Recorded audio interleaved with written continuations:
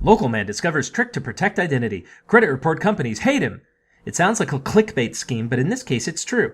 The three credit report companies spent years and millions of dollars fighting to prevent states from passing credit report freeze laws, and when they saw they couldn't avoid it any longer, they voluntarily started offering freezes in all states, but at worse terms than most of the laws that had been passed already.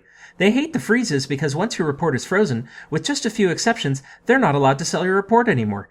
As much sympathy as I have for their bottom line, I want everyone to know that they can freeze their credit reports and actually reduce identity theft risks.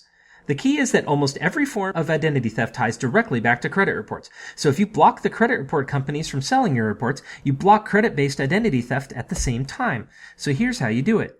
A simple online search for credit security freeze will bring up the three major credit reporting companies' websites' freeze pages. Click the first and feel free to read all the terms and such, but watch out for attempts to discourage you by telling you how hard it will be to get credit in the future, because it won't be. Also watch out for buttons or boxes or any option that say you're agreeing to get monitoring or some other monthly service.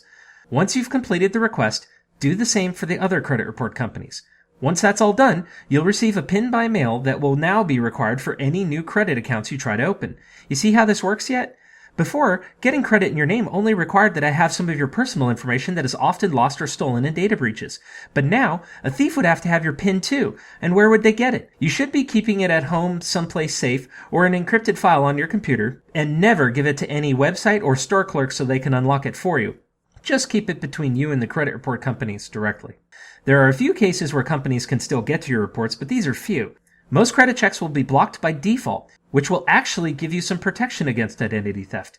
If you end up having to apply for credit at some point, here's how. Say you're applying for a loan. Ask the credit union which reporting company they use so you don't have to thaw more than one. Then go online and follow the directions to thaw your freeze temporarily. You'll need to pay another one-time fee for the thaw and specify a window of time for the report to be exposed.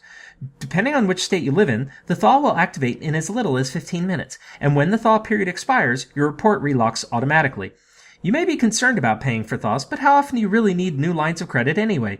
You might be applying more than you need to. Since I froze my reports 8 years ago, I've been asked for my social security number multiple times so they could run a credit check, but each time they didn't actually need it, and I was able to get service anyway. So if you challenge them, you may find they never needed it at all. So that's credit freezes. Is it a perfect system? Of course not.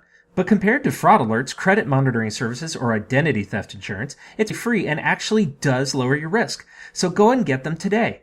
Then watch my video on data defense techniques to help avoid having your data lost or stolen in the first place.